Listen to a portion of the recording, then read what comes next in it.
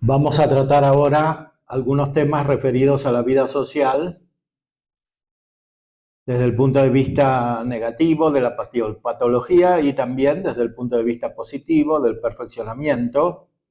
Ya hemos adelantado que no es posible el perfeccionamiento humano si no es en la comunidad, en la sociedad, porque esto corresponde a la propia naturaleza.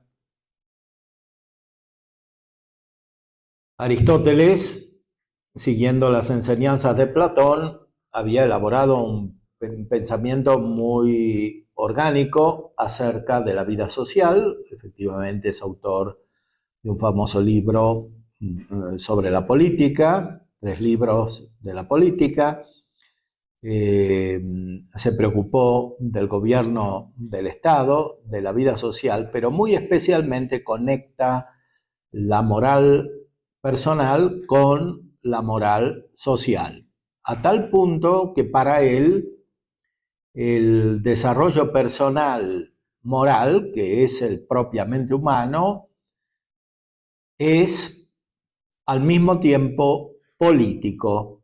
No se puede crecer individualmente si no es en la polis, en una ciudad, en una comunidad, en lo que hoy denominaríamos Estado u otro tipo de comunidades, que naturalmente eran muy diferentes en su época.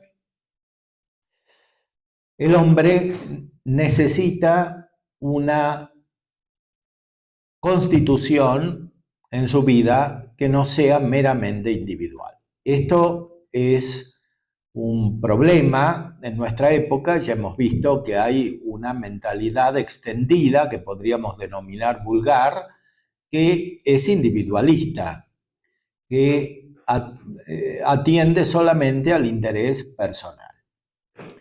Las personas individualistas suelen tener muchos defectos en su propia conducta y muy especialmente en su relación con los demás. Desarrollan muy fácilmente actitudes egoístas y por tanto caprichosas e irracionales, al menos en algunos aspectos.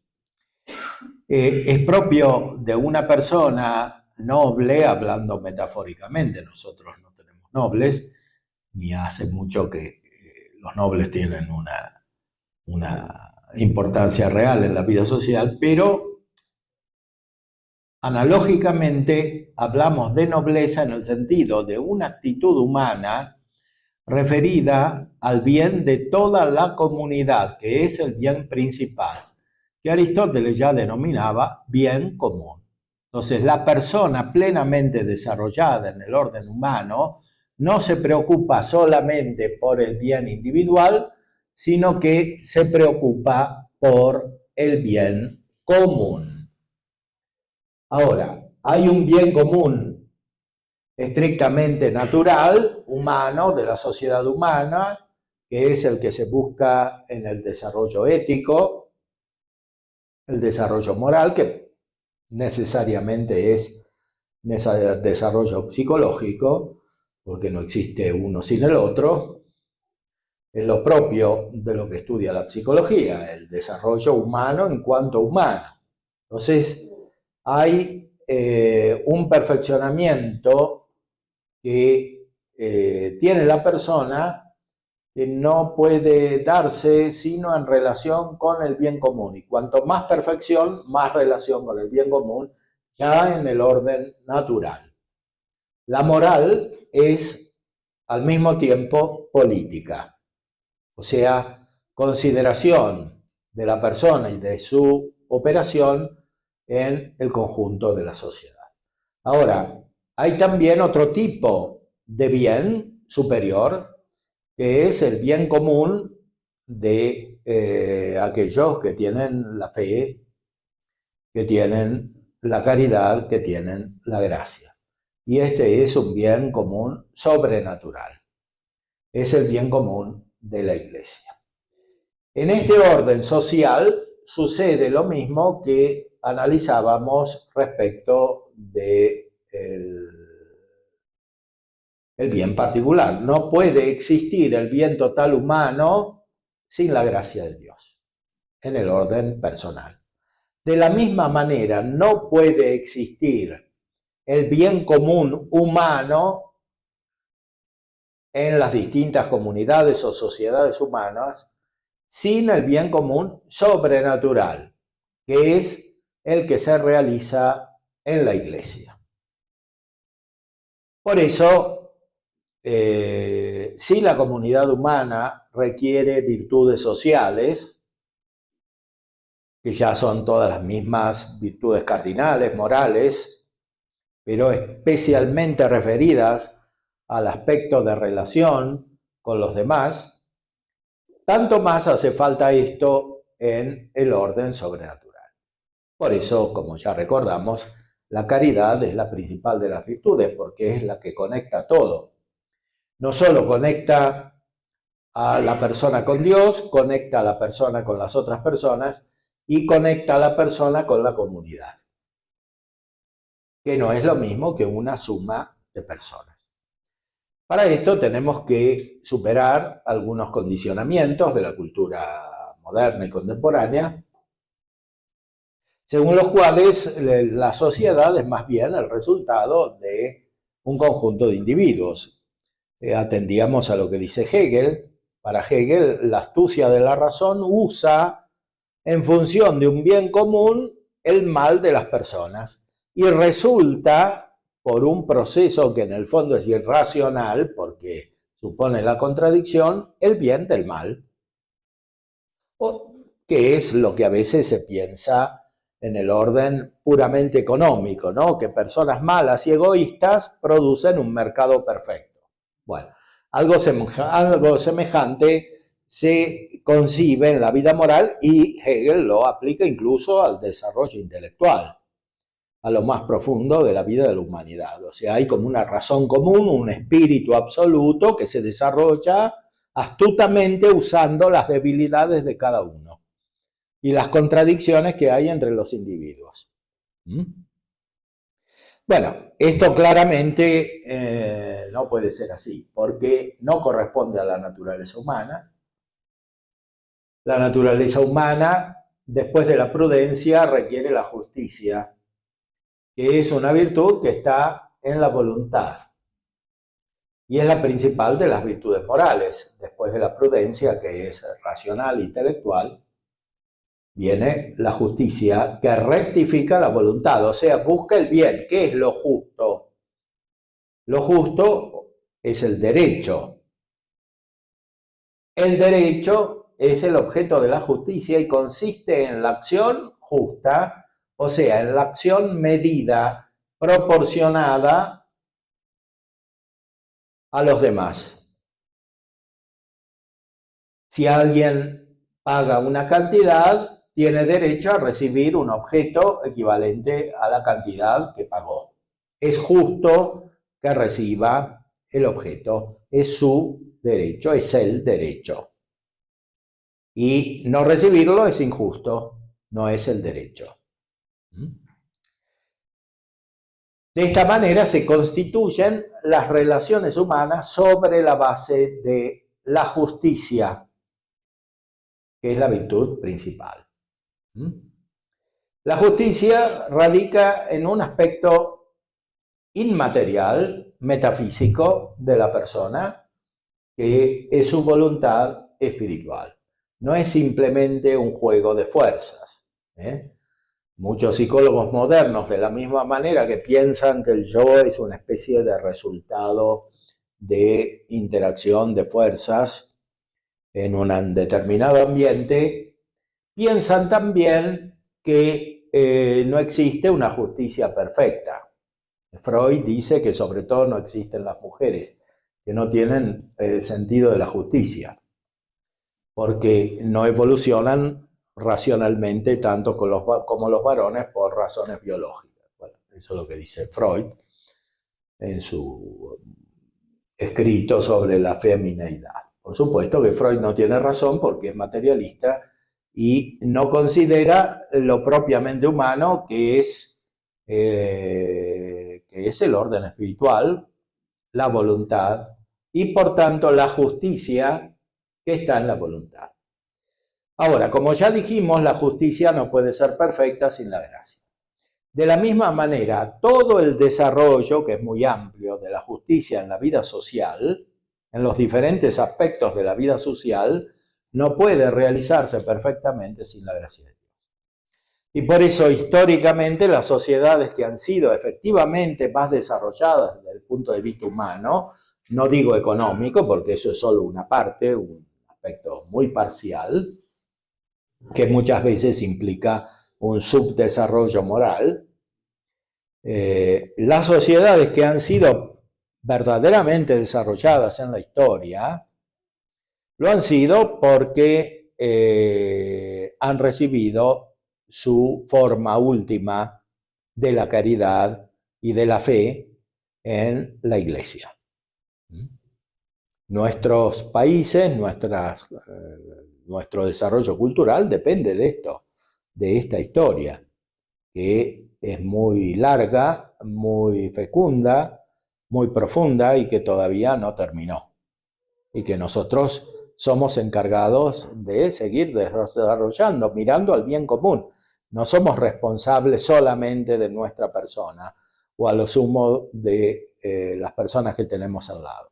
Somos responsables de la comunidad humana y cada uno según sus dones, su condición, su respuesta a la vocación divina, es efectivamente responsable. Y esto es un aspecto esencial de la caridad en el orden sobrenatural. La caridad es desinteresada no porque ponga el bien de los demás por encima del propio, sino porque buscando el bien propio busca necesariamente el bien de los demás y viceversa. Porque ese bien no se da sin una conexión que supera todos los defectos y todas las injusticias. Efectivamente, decimos que la gracia justifica, o sea, hace justos. Y la gracia no existe sin la caridad. Entonces, cuando hay caridad, todo se perfecciona, todo se rectifica, se justifica en la vida humana. Sea en una relación más restringida, por ejemplo, en una familia, sea en una relación más amplia, en una comunidad de diferente tipo, sea sobre la base geográfica, humana, cultural, sea especialmente sobre la base religiosa, porque la Iglesia es la gran comunidad fundada sobre la perfección de la caridad, el vínculo de la perfección.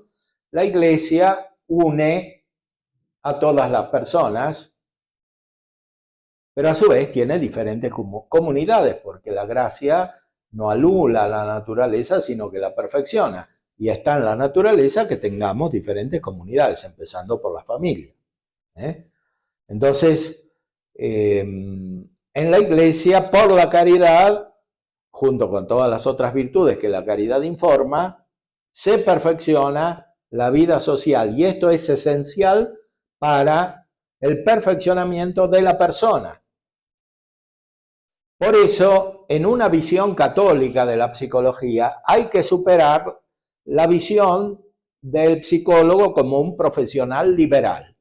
La palabra misma, en la connotación moderna, indica un individualismo, un cierto individualismo, o sea que el psicólogo es psicólogo porque quiere, atiende a los que quiere y el sujeto por su cuenta va a pedir el auxilio al psicólogo para arreglar su vida, pero no la de los demás.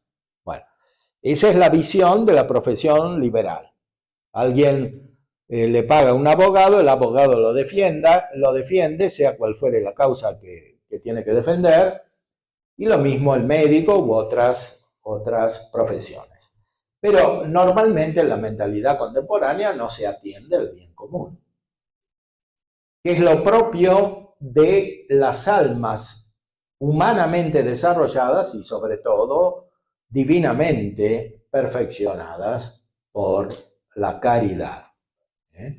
La caridad es la que engendra el apostolado, es la que engendra la preocupación por la salvación de los demás, que es en el fondo lo más importante. Salvación que no se puede dar sino en una comunidad que es la comunidad de la Iglesia. Por otra parte, en la beatitud, como expresan los grandes teólogos, se encuentra no solamente el individuo con Dios, sino la comunidad. En la vida eterna encontraremos los amigos, gozaremos de Dios con los amigos, que pueden ser los parientes u otros, los que van a estar en la vida eterna. Será una comunidad perfecta. El anticipo de esa comunidad de la vida eterna, de la bienaventuranza en el cielo, es la perfección de la caridad que podemos tener en esta vida, aún conviviendo con personas imperfectas, cosa que no puede ser de otra manera, porque no somos ángeles, como ya hemos descrito, y por tanto tenemos que evolucionar. Mientras unos son perfectos, otros son imperfectos. En una misma comunidad que tiende a la perfección, Santo Tomás dice que la vida religiosa es estado de perfección, no porque sea hecha por perfectos, sino porque tienden a la perfección, debería entender, en una misma comunidad religiosa, algunos están al principio y otros al final. Entonces se supone que algunos son perfectos y otros imperfectos. Y así es en la vida humana, no puede ser de otra manera. Entonces el psicólogo tiene que situarse en este conjunto y no suponer que es posible la perfección en acto ahora. Eso no es posible, no es humano. Es una pretensión angelical que se transforma en lo contrario, en diabólica, porque es más parecida a la perfección natural que tienen los ángeles y demonios que a la condición propiamente humana. Y aleja de la misericordia, que es la actitud de Cristo cuando se hace hombre. Y le costó bastante porque se cansaba de estar con los hombres. ¿Hasta cuándo estaré con vosotros? Decía, ¿no?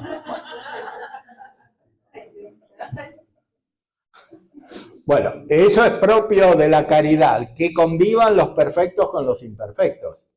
Y además, la imperfección de los imperfectos sirve para la perfección de los perfectos. Y viceversa.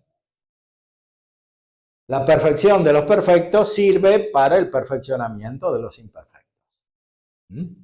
Esto es propio de la vida humana. No porque tengamos que incurrir en la contradicción de decir que hay que aceptar la imperfección y entonces ya somos perfectos. Eso es una contradicción. O sea, porque en el fondo lleva a asimilar todas las actitudes dañinas de la naturaleza humana. Como diciendo, no podemos ser otra cosa. Y hace caer en un profundo pesimismo, finalmente, como se vio en la historia de la cultura. Entonces, hace falta una visión mucho más honda que desde el punto de vista puramente natural, filosófico, psicológico, es inalcanzable. Es necesaria la profundidad de la fe y más aún todavía los dones del Espíritu Santo para mirar con toda su profundidad la vida humana en su contexto total, social, sin lo cual no se puede entender adecuadamente la condición del individuo. Entonces, el psicólogo católico, justamente porque es católico y está insertado en la comunidad universal, tiene que mirar siempre a las personas en la comunidad, no solamente en sí mismas, no solamente en su relación inmediata con un grupo estrecho, como puede ser la familia, sino en una comunidad más amplia, porque además es el único modo en que la persona se puede desarrollar. Es imposible que una persona se cure estando a solas con un psicólogo, porque no corresponde a la naturaleza humana esto. La persona se perfecciona y por tanto se cura en la comunidad. Claro, no hay que caer en la ingenuidad de reducir todo a terapia de grupo indiscriminadamente, porque eso no es insertar en la comunidad. Eso es desconocer la particularidad personal, si se absolutiza. Pero sí hay que considerar el entorno social y la vocación última que tiene cada persona a vivir en caridad con otras personas, según un orden de la caridad. Santo Tomás en la Suma de Teología expresa cuál es ese orden de la caridad. En la cuestión 23 de la Secunda Secunde comienza este tratado de la virtud teologal más perfecta, y ahí establece con mucha claridad este orden sobre la base de la naturaleza y de la gracia. Y esta consideración es fundamental para la vida de las personas y para la ayuda que pueden dar los sacerdotes, los padres en la familia, los psicólogos. Veamos simplemente algunos de los temas que trata a propósito del orden de la caridad. Cuestión 26. ¿Hay algún orden en la caridad?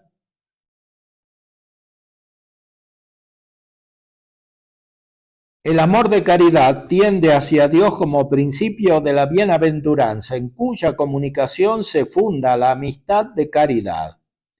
Es por lo mismo conveniente que entre las cosas amadas por caridad haya algún orden según su relación con el principio primero de ese amor, que es Dios. En pocas palabras nos dice lo esencial de la vida humana. Esta no se puede realizar perfectamente sin la amistad divina. Amistad divina que une al hombre con Dios, con las divinas personas, pero que también une las personas entre sí. No existe posibilidad de desarrollo humano sin amistad y sin caridad. La caridad, lo primero que dice aquí en el Tratado de la Caridad es que es amistad. En el libro que tienen, Santo Tomás de Aquino, psicólogo, hay un capítulo dedicado especialmente a la amistad, que es el método terapéutico definitivo, la amistad. Por eso Freud y otros no tienen razón cuando dicen que el psicólogo tiene que ser un profesional frío, lejano y no cercano al paciente. Porque lo que cura siempre es la amistad. Como dijimos antes, hay muchos psicólogos que aplican métodos contraproducentes y sin embargo logran algún efecto simplemente porque son personas humanas que entran en comunicación con otras. Porque la falta de desarrollo humano, la inmadurez que tienen muchas personas es justamente una incapacidad de conectarse debidamente con otras personas en modo humano y sobre todo divino. Y esto es la caridad y finalmente la amistad. Aristóteles en la Ética Nicómaco dice que la amistad es como la suma de todas las virtudes. Es como el resumen de toda la vida moral, de todo el perfeccionamiento humano. Muchas veces en la psicología se deja de lado la amistad, ni se trata el tema. Como si no tuviera nada que ver con la psicología, cuando en cambio es el tema central, la amistad.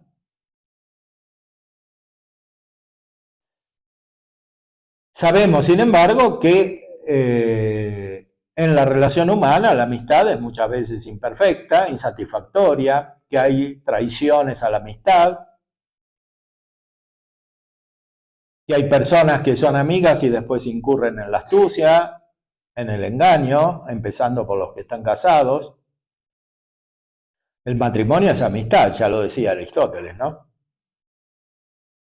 El Papa Pío XI tiene una gran encíclica sobre el matrimonio, Casti Connubii, donde dice, la unión de los cuerpos surge de la unión de las almas, de la fusión de las almas.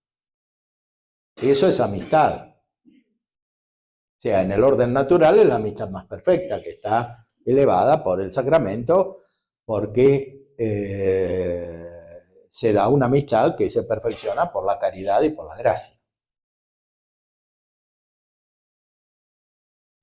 Entonces, en una terapia familiar, por ejemplo, es imposible la intervención solamente limitándose a los aspectos pasionales, emocionales o cognitivos, reducida el conocimiento al orden de los sentidos. Hay que llegar al corazón de la vida humana, que está en la amistad, y ayudar a desarrollar la amistad. Por supuesto que el psicólogo, si es poco amigable, no va a colaborar a desarrollar la amistad. Y si el psicólogo no tiene amigos, es un personaje aislado y extraño, tampoco va a colaborar en desarrollar la amistad de las otras personas. Por eso, el último método terapéutico, si lo podemos llamar método, porque en cierta manera es fin, es la caridad, la amistad, que se desarrolla de muchas maneras en la vida social.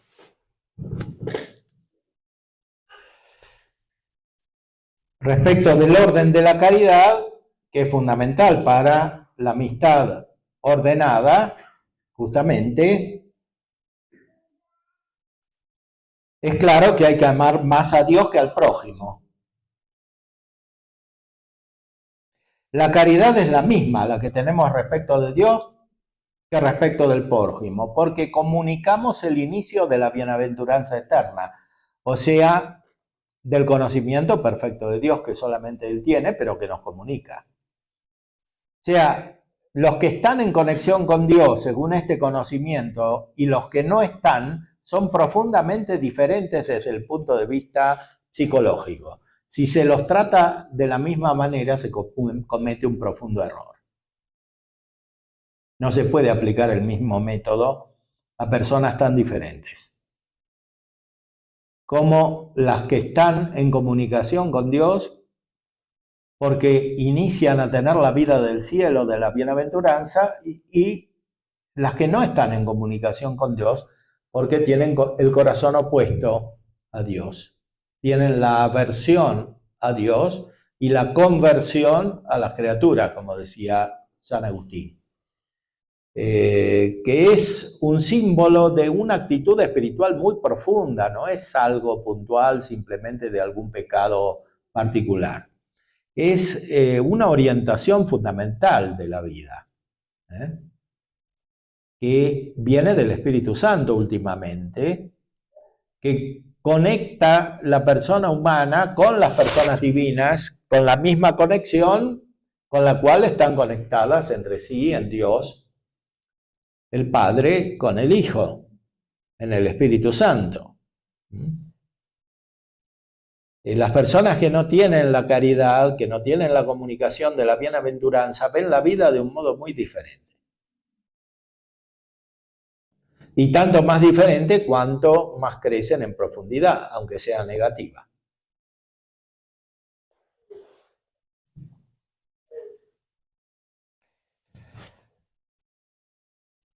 Toda amistad considera con preferencia aquello que atañe principalmente al bien, en cuya comunicación se funda. Y así la amistad política se fija principalmente en el príncipe de la ciudad, de quien depende el bien común total de la misma.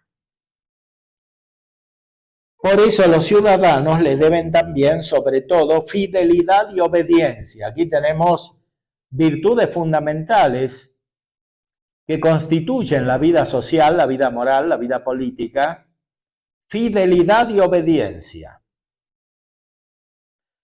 Si no hay fidelidad y obediencia, no hay comunidad, no hay sociedad humana. Ahora, la obediencia, como ya dijimos, tiene diversos grados. Hay una obediencia que es simplemente casi material, o sea, cumplir incluso lo que uno no desea cumplir, hacerlo por evitar las consecuencias que se siguen de no cumplirlo, pero hay obediencias que crecientemente son más humanas, realizadas a modo humano, o sea, más justo, más consciente y más libre. Las actitudes de las cuales hemos hablado anteriormente, ignorancia, soberbia, concupiscencia desordenada, astucia, engaño, mentira, esas actitudes impiden la justicia y por tanto la adecuada comunicación y la amistad. Las personas engañadoras, manipuladoras, sea desde el punto de vista intelectual, sea en el corazón, como dice Santo Tomás, o sea, por una manipulación afectiva, esas personas en el fondo, por más que desarrollen exagerados afectos, no son capaces de amistad. La amistad requiere un orden fundado, cuando es perfecto, sobre la comunicación de la bienaventuranza divina y por lo tanto sobre la contemplación y la alegría espiritual que es inseparable de la contemplación. Como dice San Agustín, gaudium de veritate, el gozo de la verdad.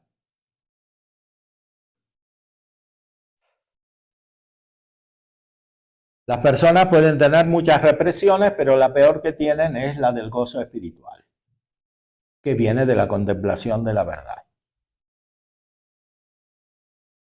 Cuando no hay gozo espiritual, se engendra un vicio muy dañino que es la asedia. La asedia es la tristeza de las cosas espirituales.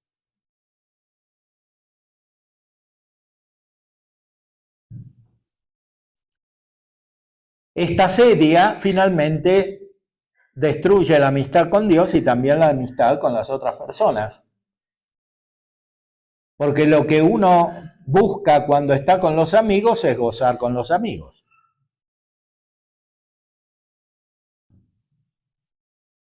Y el gozo fundamental es espiritual, está en la comunicación de la verdad. Conocemos la misma verdad y nos alegramos por la misma verdad y tenemos conciencia de que conocemos la misma verdad, dice San Agustín, en las razones eternas. O sea, de alguna manera iluminados juntos por Dios. Eso une más que cualquier afecto, que cualquier unión corporal de los esposos,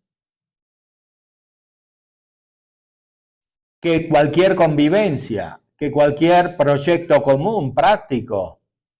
Fíjense lo que pasa en las empresas, ¿no? Están tantos años identificándose con la empresa hasta que de repente a uno lo echan porque ya tiene mucha edad, ¿no?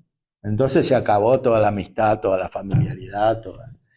Bueno, eso es lo que sucede humanamente. La caridad supera todo eso.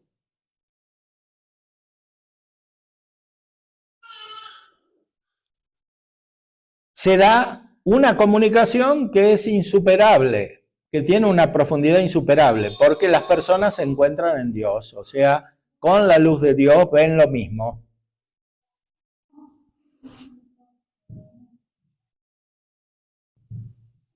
Y gozan de lo mismo.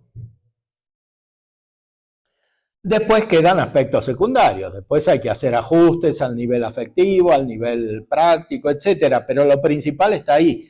Si uno comienza por lo secundario, no llega nunca a lo principal.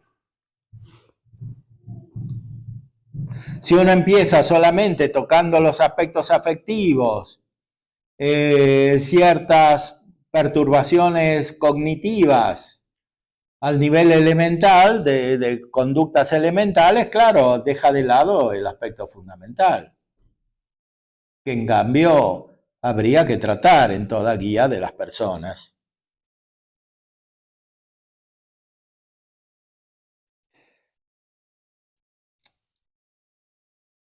La amistad no quita la obediencia a la ley, la obediencia a la autoridad, menos quita la fidelidad. Fíjense, San Agustín habla de los bienes del matrimonio, dice que está la fides,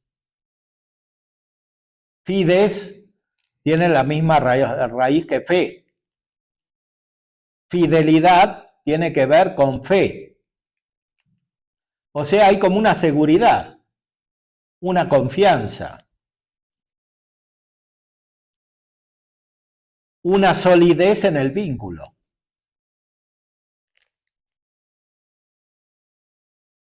Esto es esencial para el desarrollo humano en la vida social. Sin fidelidad se desarma la comunidad, la sociedad, a distintos niveles, incluso la sociedad política. Ya los romanos lo sabían, ¿no? Cicerón hablaba de esto. Porque la república no puede existir sin la fidelidad. Bueno, de un modo mucho más profundo, mucho más sutil, la fidelidad está incluida en la caridad. Y por supuesto en la fe, que como su nombre lo indica, es una especie de fidelidad.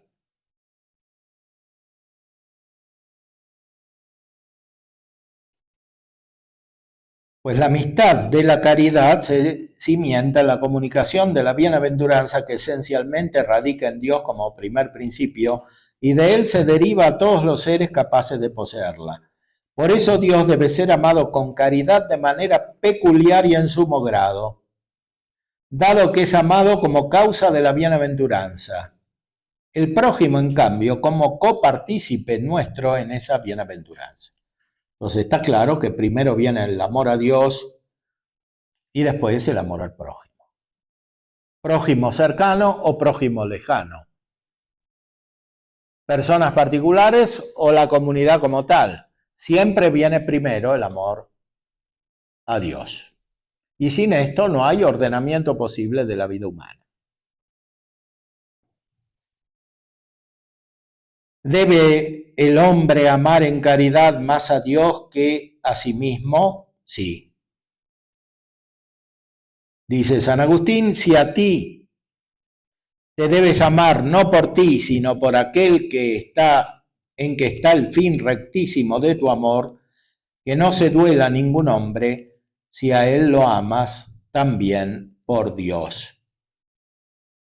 Ahora bien, es más aquello por lo que una cosa es que la cosa misma, por lo que una cosa es que la cosa misma. Por lo tanto, el hombre debe amar más a Dios que a sí mismo.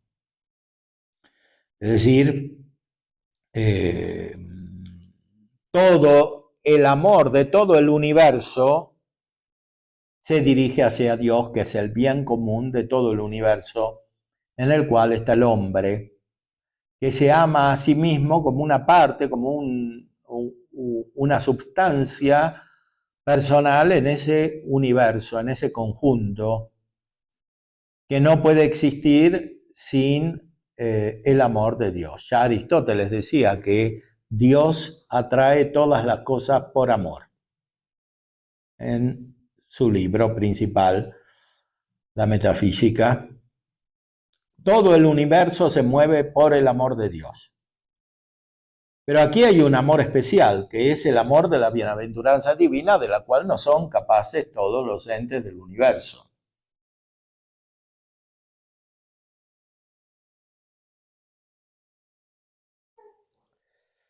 Y por eso nadie puede lamentarse, dice San Agustín, de que amemos más a Dios que a Él. Siempre hay que amar más a Dios que a otro, por más cercano que sea, aunque sea el padre o la madre, como dice el Evangelio. Porque si uno los ama más que a Cristo y a su Padre, no es digno de Él. O sea, está fuera del orden de la caridad. De Dios podemos recibir dos tipos de bienes, de naturaleza y de gracia. El amor natural se funda en la comunicación de los bienes naturales concedidos por Dios, y en virtud de ese amor el hombre en su naturaleza íntegra ama no solo a Dios sobre todas las cosas y más que a sí mismo, y lo mismo hace cualquier otra criatura con el amor que le es propio, sea intelectual o racional, sea animal o al menos el natural en las cosas que carecen de conocimiento, como las piedras y las demás cosas. La razón de ello está en el hecho de que en un todo cada parte ama naturalmente el bien común del todo más que el bien propio y particular. Esto se pone de manifiesto en la actividad de los entes. Cada parte tiene en efecto una inclinación primordial a la acción común que redunda en beneficio del todo. Esto se echa de ver igualmente en las virtudes políticas que hacen que los ciudadanos sufran perjuicios en menoscabo de los propios bienes y a veces en sus personas. Con mucha mayor razón, pues, se da esto en la amistad de caridad fundada en la comunicación de los dones de gracia. Por eso debe amar el hombre a Dios, bien común de todos, más que a sí mismo, porque la bienaventuranza eterna está en Dios como en un principio común y frontal de cuantos pueden participarla. Ya en el orden natural hay personas nobles, virtuosas, perfectas, que sufren menoscabo en sus bienes o en sus personas por el bien común, por la patria. Los militares que van a la guerra virtuosamente, o los que trabajan y sufren por el bien común, natural. Mucho más sucede esto en el orden sobrenatural. No puede darse este orden sobrenatural sin un amor principal al bien común, que es Dios mismo, el bien común de todos los que participan de la comunión de la bienaventuranza eterna, o por lo menos están llamados a participar de esa comunión, como lo son, de hecho, todos los hombres vivientes. Ahora comienzan problemas más particulares que atañen más de cerca a la psicología. ¿Debe el hombre amarse a sí mismo por caridad más que al prójimo? Para muchos la respuesta obvia sería que debe el hombre amar más al prójimo que a sí mismo. Y en cambio Santo Tomás, con mucha precisión y verdad, dice no. El hombre debe amarse a sí mismo por caridad más que al prójimo.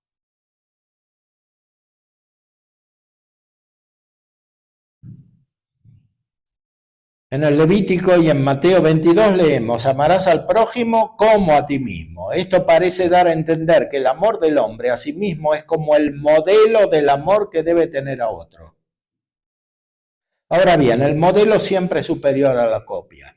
En consecuencia, por caridad, el hombre debe amarse a sí mismo más que al prójimo. En efecto, en muchas situaciones en las cuales falta la caridad, falta este orden también. Hay personas que se sacrifican indebidamente por el bien del prójimo o el supuesto bien del prójimo, porque en realidad termina siendo un bien aparente, porque no está fundado sobre la verdadera comunicación de aquello que hace perfecta la vida humana. Es este bien divino, la bienaventuranza divina. Entonces, para muchas personas hoy, casi resulta obvio que hay que amar más al prójimo que a sí mismo. Y esto está muy favorecido por ciertas visiones protestantes, por ejemplo, en que se divide el eros y el agape. Entonces se considera que el eros es egoísta y el agape es perfecto, pero que el agape es vaciarse a sí mismo para darse al otro. Bueno, esto va contra la naturaleza humana. Es imposible amar al otro si alguien no se ama a sí mismo. Mucho más sucede esto en el orden sobrenatural de la caridad. Por supuesto, aquí estamos hablando de la naturaleza espiritual.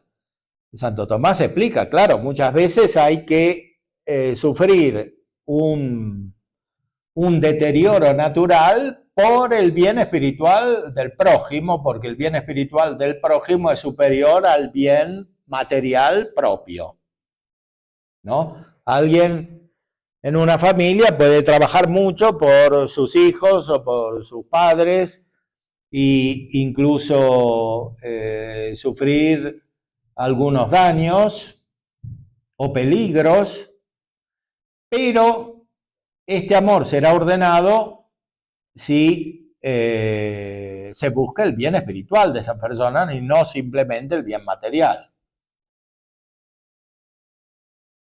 Muchas personas deterioran su vida espiritual por buscar el bien material de la familia o de los otros, o del marido, de los hijos, o de los hermanos, o de los amigos.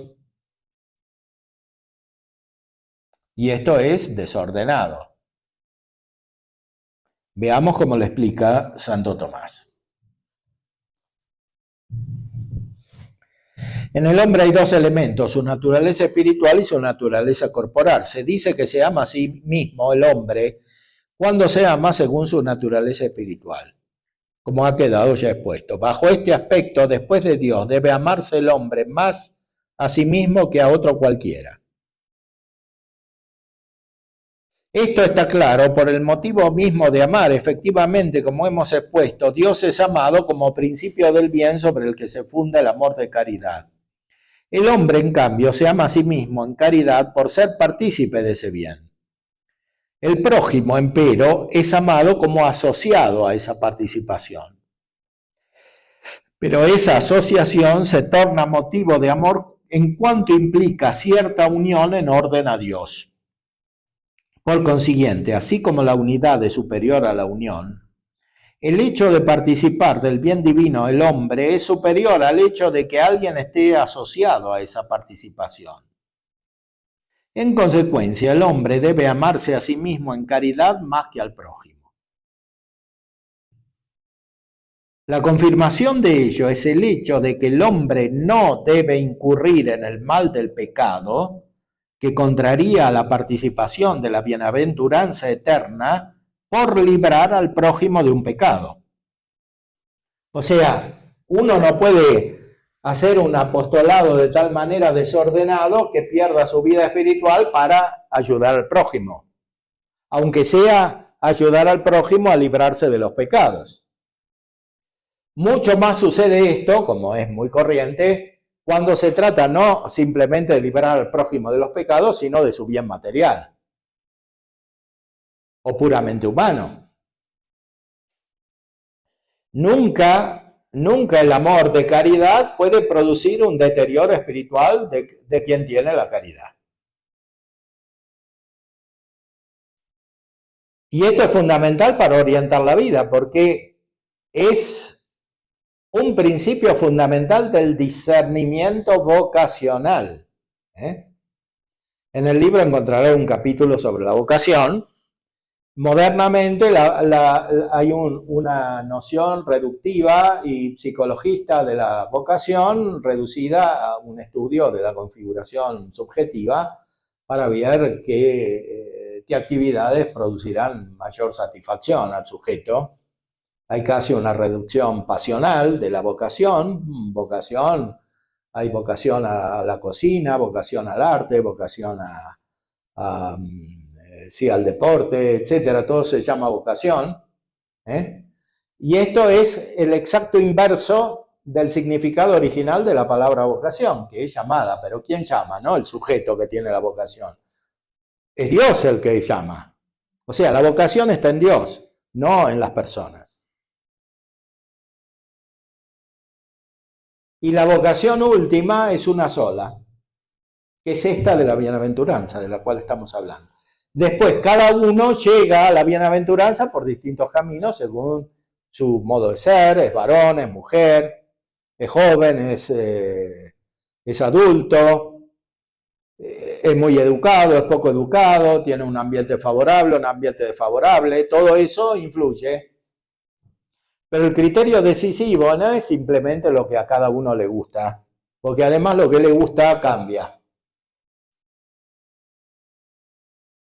El criterio decisivo es la llamada divina, o sea, cómo me oriento fundamentalmente al único bien.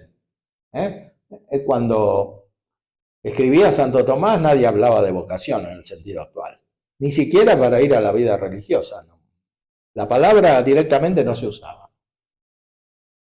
No existía esta noción reductiva de vocación que tenemos ahora. Que sí, tiene un origen lejano teológico, es verdad, porque ya en los siglos siguientes se comenzó a hablar de una cierta vocación en la vida religiosa, etcétera, pero se fue cada vez más degradando y reduciendo simplemente a un aspecto subjetivo en el sentido de disposiciones pasionales más bien. Entonces, la vocación definitiva es única. Por eso San Ignacio de Loyola en los ejercicios espirituales pone el principio y fundamento, que es mirar el fin, para el cual somos llamados, o sea, tenemos vocación. Y mirando ese fin, bueno, elegimos el camino más conveniente. Si uno mira directamente el fin, ya la variación de las opciones comienza a ser relativa, no tiene tanto dramatismo como el que aparece en las personas que no saben qué vocación tienen. Bueno, hay jóvenes, incluso cristianos, que están deliberando durante años saber qué vocación tienen, si se tienen que casar o tienen que ser religiosos, etcétera, y se torturan durante años perdiendo el tiempo con eso y muchas veces equivocándose, que es lo peor. Entonces, hay que cambiar la noción de vocación y darle su sentido original. Y para esto, por supuesto, que los psicólogos tienen que colaborar fundamentalmente porque los van a buscar, entre otras cosas, por este problema de la vocación. Entonces, ¿cómo se ordena esta consideración? Se ordena a partir de la visión del orden de la caridad. Consecuencia práctica, no se puede deteriorar la vida espiritual de alguien por el bien del prójimo, que además sería un bien aparente, porque el bien del prójimo nunca puede surgir del mal propio espiritual.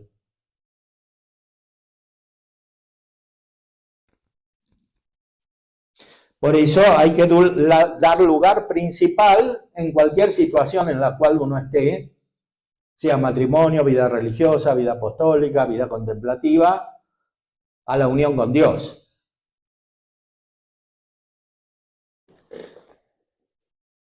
Si no, se desordena todo y el bien que uno puede hacer es aparente y cae en una especie de espiritualidad marxista que existe históricamente. La teología de la liberación en parte tiene este origen marxista y muchas veces produce más deterioro que progreso espiritual. Bueno, lo mismo sucede en otros órdenes,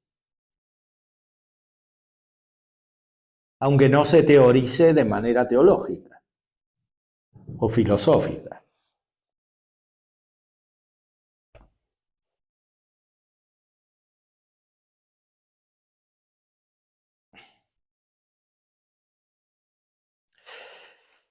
Santo Tomás profundiza también acerca de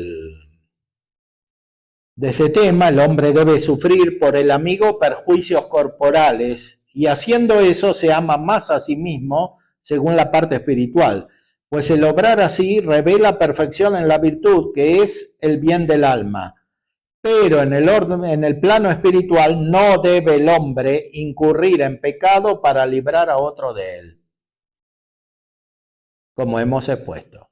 O sea, uno por caridad sí puede esforzarse o enfermarse incluso, o morirse, como sucedía con los mártires que iban a evangelizar y después los mataban, y iban a evangelizar por caridad y sufrían un perjuicio corporal porque hasta perdían la vida, pero se mantenía el orden de la caridad porque era por el propio bien personal y el bien de los demás que estaban intrínsecamente unidos. Al mismo tiempo que buscaban el bien de los demás, se perfeccionaban a sí mismos y por eso en el martirio eran santos,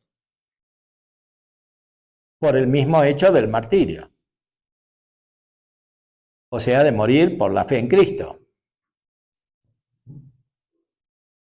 Y después profundiza. ¿Debe amar más al prójimo que a su propio cuerpo?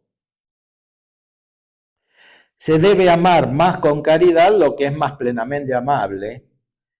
El consorcio en la participación plena de la bienaventuranza, motivo del amor al prójimo, es motivo más poderoso de amarle que la participación de la bienaventuranza por redundancia, motivo del amor al propio cuerpo.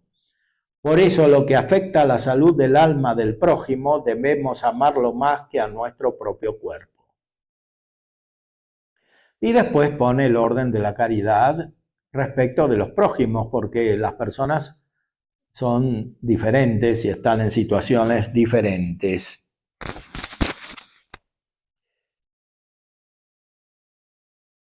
El afecto de caridad, que es inclinación de la gracia, no es menos ordenado que el apetito natural, inclinación de la naturaleza, porque una y otra proceden de la sabiduría divina. Ahora bien, en el orden natural observamos que la inclinación natural está en proporción del acto o del movimiento que corresponde a la naturaleza de cada ser, etc.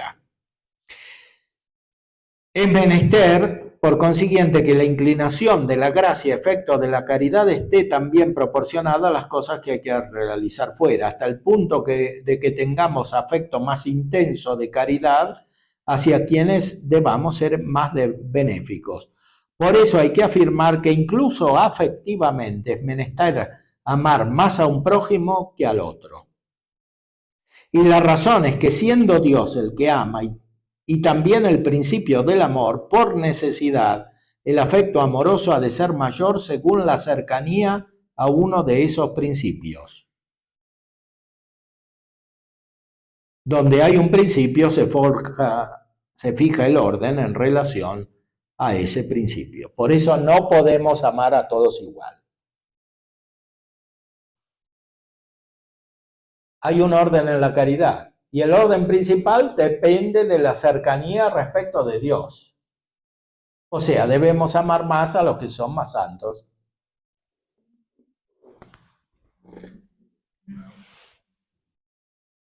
Esto no quiere decir que no amemos a los otros, pero sí, con un orden.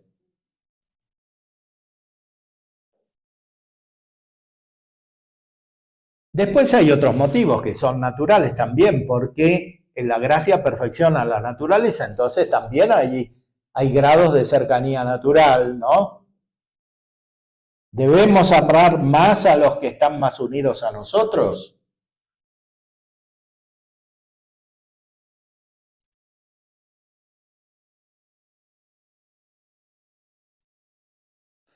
Amar a uno porque es consanguíneo o allegado, conciudadano, por cualquier otro motivo lícito, ordenable al fin de la caridad, puede ser imperado por esta virtud. De esta suerte, por la caridad, tanto por la actividad propia como por los actos que impera, amamos de muchas maneras a los más allegados a nosotros. O sea, es natural que en una familia se ame más al esposo, a los hijos, que a los que están fuera. Esto está en el orden de la caridad, porque la caridad perfecciona la naturaleza, no la anula, no la destruye. Como sería el caso de amar más al prójimo que a uno mismo en lo principal, es decir, en lo que conduce a la vida eterna. Claro, está el problema del pasaje evangélico, ¿no? Si alguien quiere venir a mí y no odia al padre y a la madre, etc. No hay en cambio razón alguna para odiar a los hombres buenos. Parece pues que los mejores deben ser más amados que los más allegados. Y dice, No se nos manda odiar a nuestros parientes por ser parientes, sino solo porque nos estorban amar a Dios. Bajo este aspecto no son parientes, sino enemigos. Según la Escritura, los enemigos del hombre son sus domésticos, o sea, los de su casa.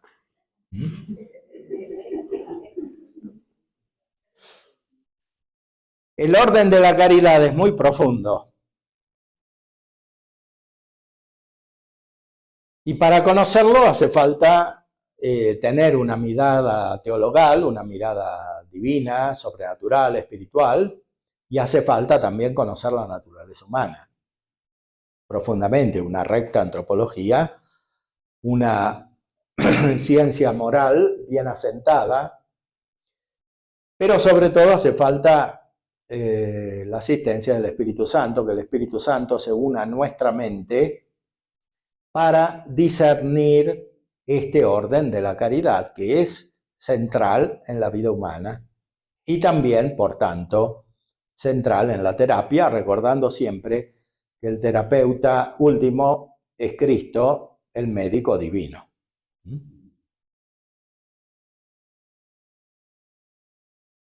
Muy bien, pues entonces me imagino que este tema puede causar varias preguntas, dudas. Bueno, aquí ya las decía. Porque eso pasó en el curso de Nuevo cuando salió este tema, sobre todo porque hubo una pregunta más concreta, pero sobre este mismo tema, de si yo tengo hijos y unos son más santos y uno está más alejado de Dios, necesita más ayuda, necesita más cercanía, igual me necesita más, ¿no? Está la palabra del hijo pródigo, ¿no? Tú estás aquí siempre conmigo, pero el que más necesitaba era el que estaba alejado, ¿no? Entonces una señora le preguntó al padre, entonces significa que debo amar más al hijo que está más, al que sí va a misa, al que sí se confiesa con frecuencia, el que está alejado, anda en Quitiento, anda en las marchas LGTB, etc. Y le dijo el padre, pues sí, pero ¿cómo? Si mi hijo más alejado es el más débil, el que más me necesita. Pero no, porque hay un orden de la caridad, pues seguramente este tema ha despertado. Bueno, aquí la hermana es la primera que levantó la mano. Bueno, es que a mí me saltaba, va por eso del Padre, porque Jesús en otra parte del Evangelio dice que amar al que te hace bien no hay nada de extraordinario. Y él dice, ama a tu enemigo. Claro, sí, porque la caridad tenemos que tenerla respecto de todos mientras están en este mundo. Los únicos que no están del todo en la iglesia, dice Santo Tomás, son los del infierno, porque los que están en este mundo de alguna manera pertenecen todos a la iglesia porque todos están en potencia de recibir la gracia y la caridad y la unión con Dios, y por tanto la bienaventuranza eterna. Entonces, el precepto de la caridad es universal, debemos amar a todos por caridad y no odiarlos. No considerarlos enemigos en el orden más fundamental de la vida humana, porque todos están llamados a participar de la bienaventuranza eterna.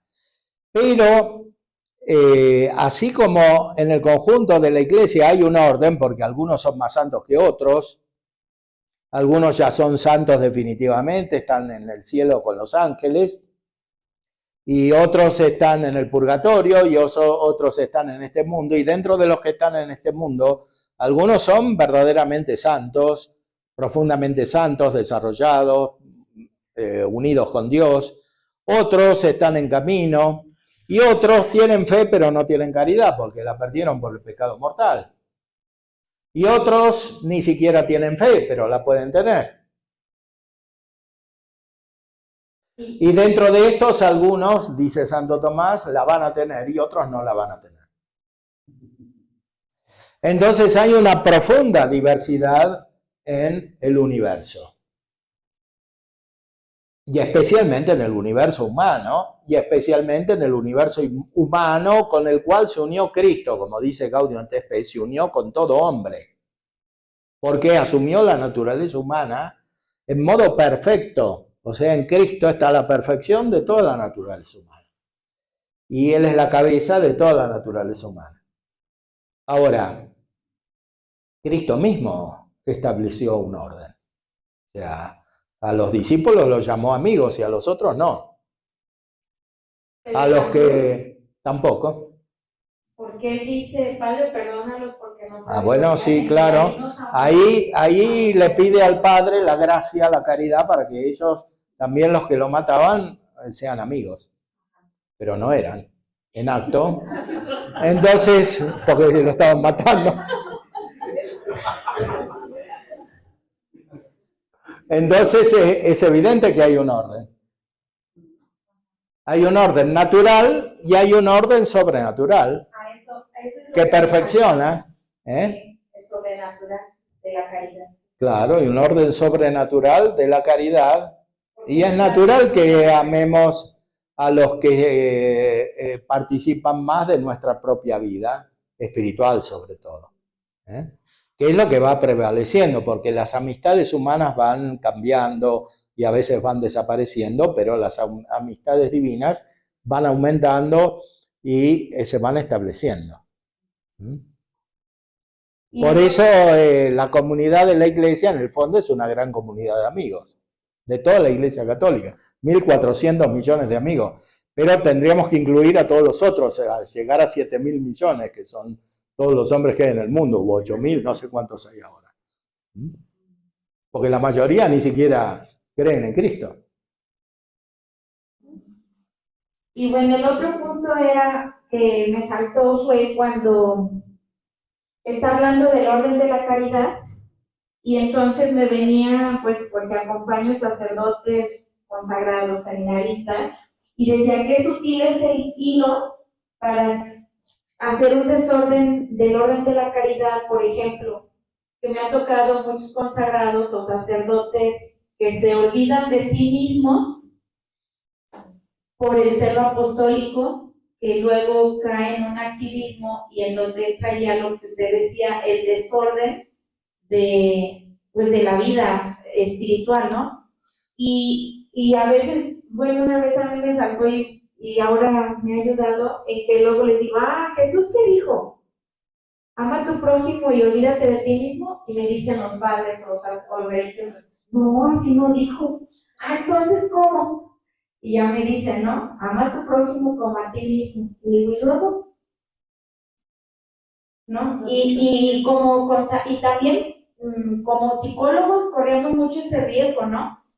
De por atender a los demás, olvidarme de mi persona. O sea, de mi propio salud, bien espiritual, claro. Exacto, y de mi propia salud emocional, y entonces ahí viene pues, la baja autoestima. Y por otro lado también en la vida consagrada luego por eso se da la codependencia, que quiero que me den lo que yo ni yo misma me doy. Bueno, con eso de la salud emocional hay que tener más cuidado, porque si uno busca mucho la salud emocional, en el fondo la pierde y pierde el orden espiritual, o sea, la salud espiritual.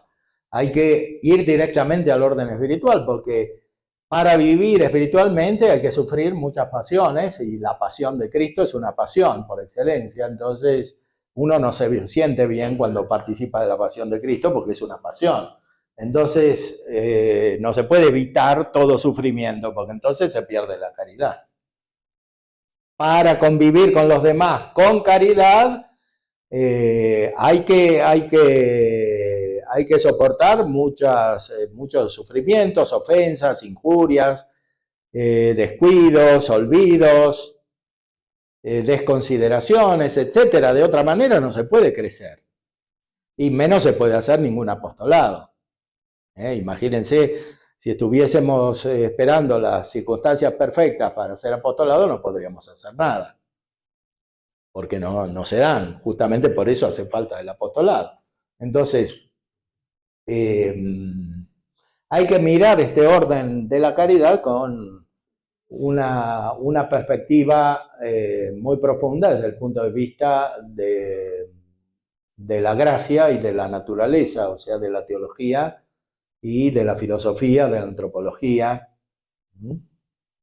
y evitar los influjos extraños de las concepciones de las cuales hemos hablado. Por ejemplo, esta famosa palabra de la kenosis, ¿no? Que usa von Balthasar y otros, ¿no? La kenosis, entonces parece que Cristo se vació de la divinidad, porque así lo traducen el texto de la carta a los Filipenses, y que nosotros también nos tenemos que vaciar.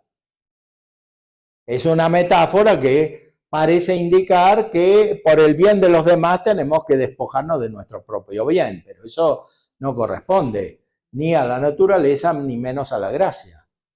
Porque en realidad, en la carta a los Filipenses se usa una palabra que significa que Cristo vino hacia la nada. Porque nosotros, la naturaleza humana sin Dios no es nada, no tiene ser ni siquiera. Entonces se acercó, eso es la misericordia, pero no que Él se hizo nada, que se vació. ¿Qué nos quiere decir vacío? Nada.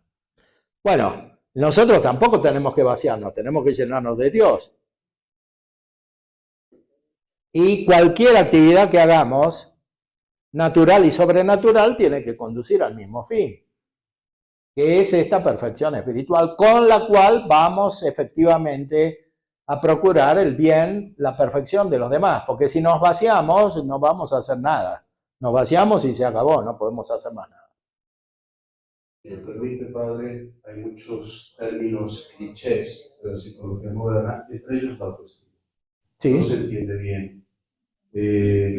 Y más bien, cuando se trabaja en estos temas en el campo psicológico, le hacen el juego, como usted decía, al espíritu maligno, al demonio. Porque en realidad se convierte en un acto de egoísmo, sí. Egotismo puro. Entonces, les recomiendo un libro que escribió un sacerdote del Opus Dei, que se llama Michel Esparza, o Z la segunda, Esparza, que se llama La autoestima del cristiano. Y ahí explica cómo no caer como psicólogos católicos en este cliché. Hay muchos términos cliché que ustedes utilizan en las terapias, que se utilizan en general. Hay que cristianizar y profundizar, y yo diría metafisizar los términos, ir al contenido, porque si no vivimos de clichés en la psicoterapia. Y este es uno de ellos, la autoestima. Si no se entiende bien, en realidad no es cristiano, vacía del sentido cristiano a lo que queremos hacer con la autoestima. A ver aquí. A mí me queda un poco confuso que, por ejemplo, la Madre Teresa buscaba a los niños más desprotegidos, a los abandonados en las calles, ¿no? Sí. Y Jesús a los leprosos. Sí. Y ya me causó confusión. Muchos santos le ofrecen por el prójimo. Sí, claro. ¿No? Pero cuando la Madre Teresa o los santos hacían eso, no se deterioraban espiritualmente, sino que llegaban a la santidad porque ejercitaban la caridad que ya tenían. Antes de hacer eso, tenían una profunda oración, una profunda contemplación, mucho tiempo de estar con Dios, y entonces toda su vida se transformaba. Y entonces sabían cuándo podían ir a la calle a buscar a esa gente. Y cuándo no les hacía mal, sino bien.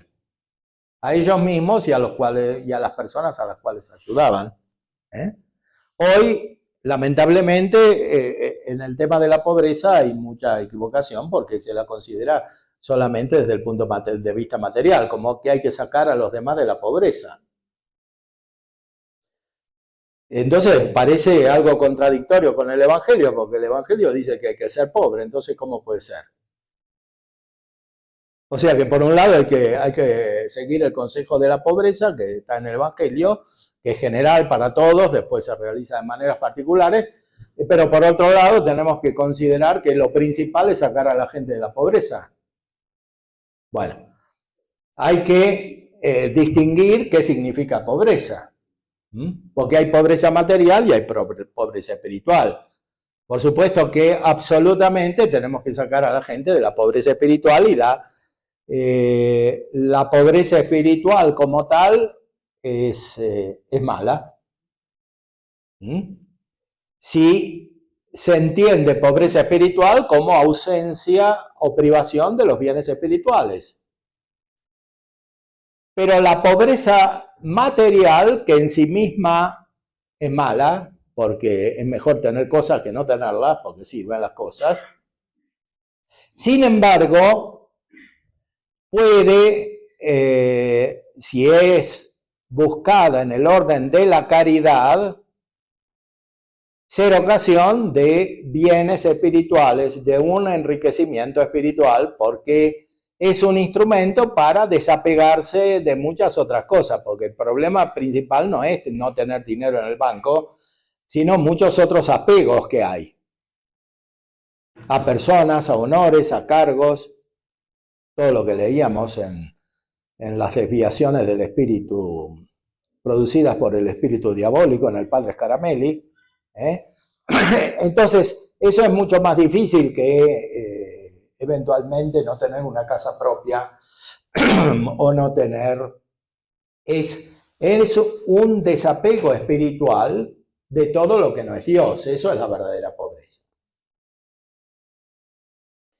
que se puede buscar con distintos instrumentos, o sea, el desprendimiento. El apóstol tiene que ser más bien pobre, pero no hay que identificar la pobreza espiritual con la pobreza material. No es lo mismo, porque uno puede ser pobre materialmente, lo explica Santo Tomás, y ser rico espiritualmente porque busca la riqueza. Es pobre, pero está siempre insatisfecho porque está buscando bienes materiales. Entonces, esa pobreza no es una perfección en sí. Lo que es perfección en sí es el desprendimiento de todo aquello que no es Dios o que no conduce a Dios. Y en ese desprendimiento hay muchos grados y muchos modos, de los cuales los principales son espirituales. Lo principal es la pobreza espiritual, no la pobreza material. La pobreza material a veces sirve para la pobreza espiritual, pero a algunos les es impedimento para la pobreza espiritual porque no están suficientemente bien dispuestos. Padre, justamente hablando de esta confusión o deformación de algunos conceptos o de algunos términos, ya los explicó ahorita, ¿no? El de pobreza, hace rato el de astucia. Me parece que, bueno, a mí pasa algo parecido con el concepto de amistad, ¿no? Porque escuchamos mucho esta parte de, por ejemplo, ¿no? El terapeuta no debe ser amigo del paciente, ¿no? Hemos escuchado, lo escucho mucho también, ¿no? Los papás no deben ser amigos de sus hijos. Wow. El docente no debe ser amigo de sus alumnos, ¿no? ¿Cuál sería entonces el concepto, el término correcto, ¿no? de la amistad? Bueno, hay distintos tipos de amistad. Los modos de la amistad se fundan sobre los bienes que se comunican. La amistad es conciencia de una comunión fundada sobre la comunicación de ciertos bienes. Por ejemplo, de la sangre, del origen en la familia, o bienes espirituales, o bienes intelectuales, o bienes culturales, o bienes políticos. Entonces, las personas que tienen conciencia de poseer los mismos bienes son amigas. O sea, ahora los mexicanos son todos amigos porque quieren que gane el mundial. Bueno, tienen una comunicación, aunque sea fundada sobre la esperanza de ganar el mundial. Bueno, así hay muchos tipos de amistad. Si van los mexicanos a no sé dónde será la final, pongamos que sea en Canadá o en Estados Unidos, bueno, van a ir ahí y van a ser todos amigos y van a cantar todos juntos y gozar y alegrarse si México gana el mundial. Entonces, hay distintos tipos de comunicación, sea en el orden natural, sea sobre todo en el orden sobrenatural, pero en sentido absoluto debemos ser amigos de todos los hombres por caridad. Y la caridad no anula la naturaleza, sino que la perfecciona, o sea, los aspectos intelectuales, afectivos, todo eso adquiere un orden fundado sobre la caridad. Si no está la caridad, se desordena, claro. Entonces, padre, es correcto también decir, bueno, que hay una relación de amistad con Dios, Por supuesto, es lo principal. Claro que es relación de amistad. La caridad es justamente eso. Lo primero que dice Santo Tomás cuando explica la caridad es amistad. Todo el Evangelio está fundado sobre la amistad. Es la ley nueva, no es la ley antigua. El Antiguo Testamento no consideraba fundamentalmente la amistad. Sí, había una cierta amistad porque eran del mismo pueblo, etcétera, etcétera, pero esa amistad, en primer lugar, no era universal. Estaban siempre en guerra con todos los pueblos de alrededor. Castigaban duramente a los que cometían ciertos delitos o pecados. En la ley nueva, el fundamento es la caridad, o sea, la amistad. Y por eso es más importante, en cierta manera, vivir la caridad y todos los preceptos de la ley según los consejos que estrictamente, según lo que se comprende racionalmente. Por eso existe el consejo de pobreza, el consejo de castidad, el consejo de obediencia. La obediencia no se cumple principalmente como en una oficina pública en que hay que obedecer al jefe. Se cumple de una manera amistosa. Justamente la renovación que quería el Concilio Vaticano II, por ejemplo, en la vida religiosa, se basa sobre esto. Los superiores y los súbditos deben ser amigos. Bueno, lo mismo sucede en la familia y sucede en todos los ámbitos, y en la escuela también, y en la universidad también. O sea, cuando los profesores forman verdaderos discípulos, cuando son amigos de sus discípulos. Bueno, no hay por qué excluir de esto a los psicólogos. Padre, haciendo ahorita referencia a lo que usted dice de la antigua ley y la nueva ley, sabemos que la antigua ley no es que sea mala, sino estaba imperfecta, sí. Imperfecta, limitada. Y ahorita se hablaba de esto de amar al prójimo como a ti mismo. Pues al final de cuentas esa es ley antigua, no es todavía enseñanza cristiana, aunque Jesús la refiere. Bueno, pero justamente Cristo la perfecciona. La enseñanza cristiana ya fue ámense entre ustedes como yo los he amado. Entonces, bueno, claro. El modelo en el Antiguo Testamento para amar es como yo, sí. Pero en el modelo en el Nuevo Testamento es como Cristo, claro. Entonces, ahí es donde... Pero claro, en el Nuevo Testamento estamos unidos a Cristo y Cristo está en mí, como dice San Pablo. Entonces, finalmente se perfecciona lo que dice el Antiguo Testamento de esa manera. Sí. Como cuando me diste de beber, cuando me diste de... Sí. Etc. Entonces, a mí lo que me da mucha luz es, el modelo no soy amar como yo me amo. El modelo es amar como Cristo me ama. ¿Y cómo le hago? Pues dejarme admirar de cuánto me ama Dios, y eso me va a ayudar a poder... Sí, claro. Y ahorita en el ejemplo también que decía el apostolado, ¿no? O sea, yo hago un apostolado, pero porque amo a Dios, todavía más que porque te amo a ti es porque no amo a Dios. Y ahorita también con esta expresión semítica de odiar, que no odia a su padre y a su madre, pues es una expresión semítica que en nuestro contexto no es lo mismo. Para nosotros odiar es aborrecer, pero para el judío odiar es una preferencia por. Entonces, el que no odia a su padre más que a mí, es más bien el que no me prefiere más a mí que a su padre, el que no me pone en un lugar primero que su padre. Eso también como que ayuda a diferenciar el término odiar en nuestro contexto al contexto. Sí, odiar significa que no es amigo. O sea, que uno no es amigo del otro en ese aspecto en el cual lo odia.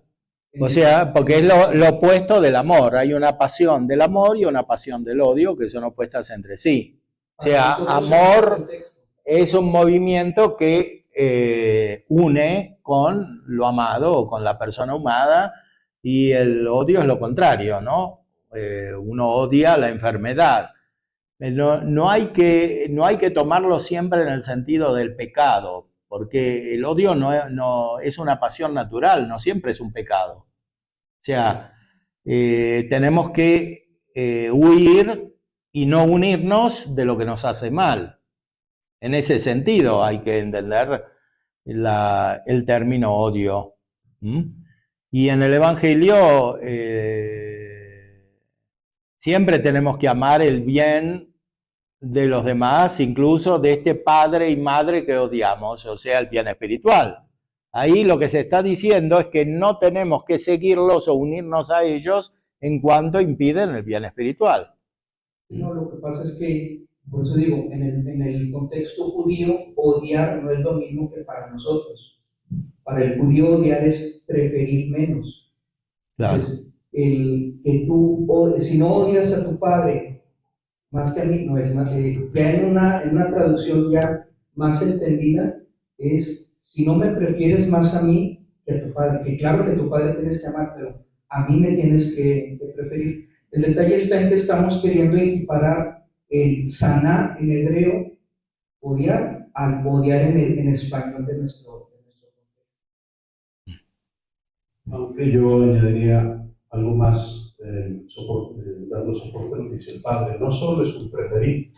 Si a mí mi padre y mi madre me alejan de Dios, debo de rechazar a mi padre y a mi madre y seguir la voluntad de Dios. No es solo preferir, es que rechazo el mal de donde venga.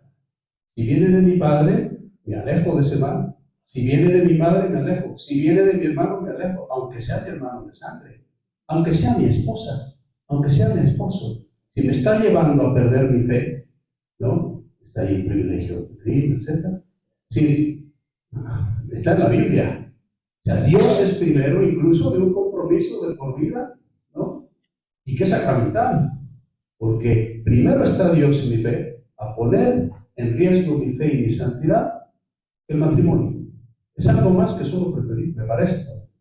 Sí, eso se aplica mucho, es muy corriente en la actividad psicológica, por ejemplo, en el caso del noviazgo, ¿no? Hay muchas personas que eligen mal y se unen a personas que procurarán su mal espiritual, ¿no?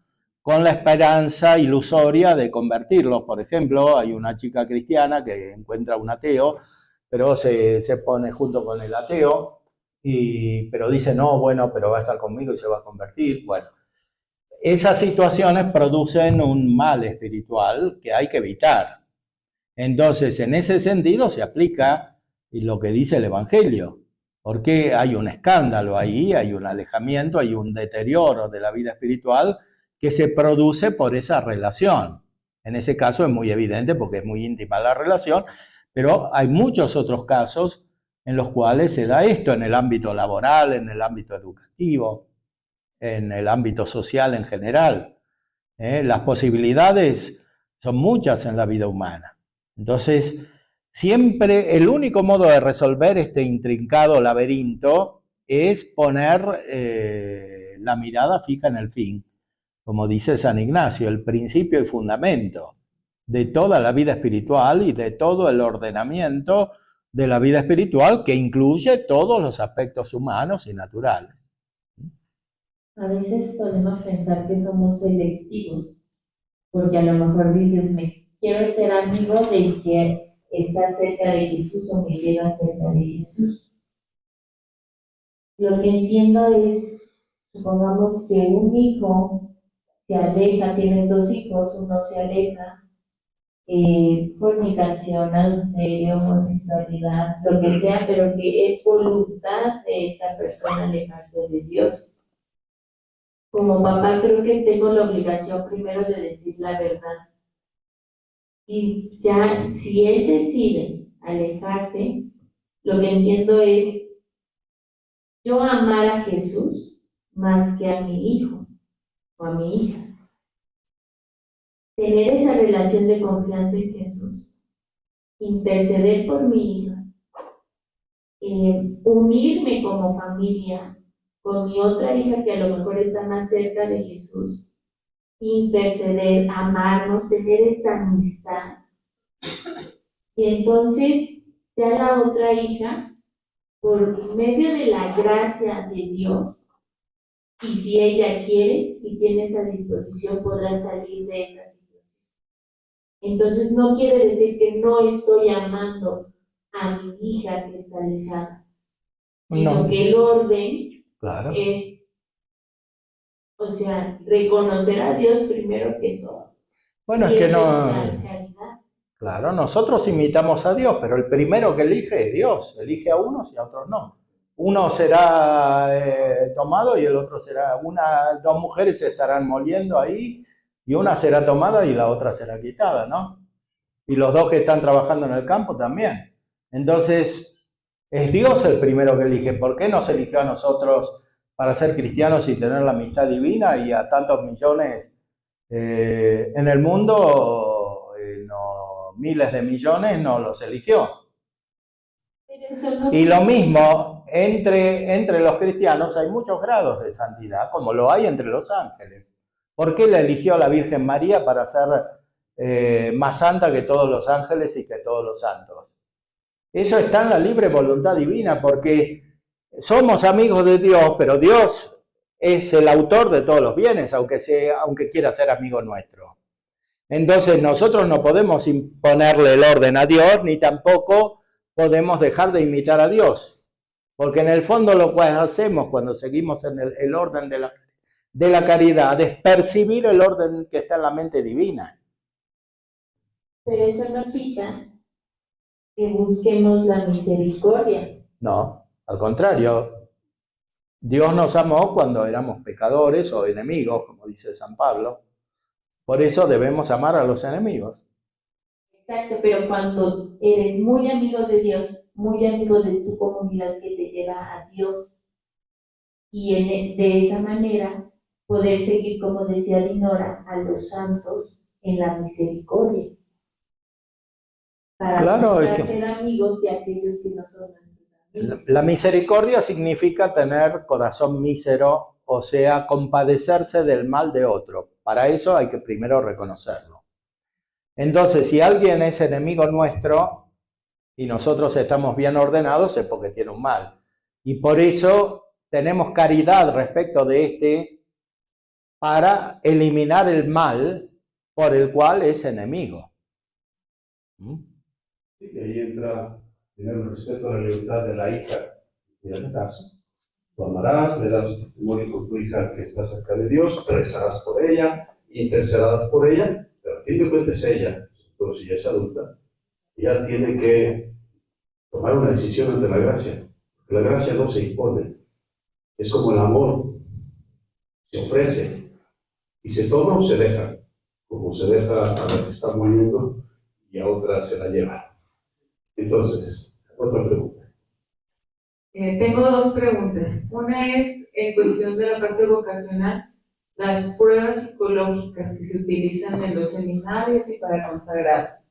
Sí. Me ha tocado recibir sacerdotes que vienen con evaluaciones que se les han hecho para una incardinación y que son meramente laborales, ¿no? Que vienen con una situación de una relación de autoridad como subordinado, pero laboral, y que no hay una contextualización de lo que es una vocación para un consagrado.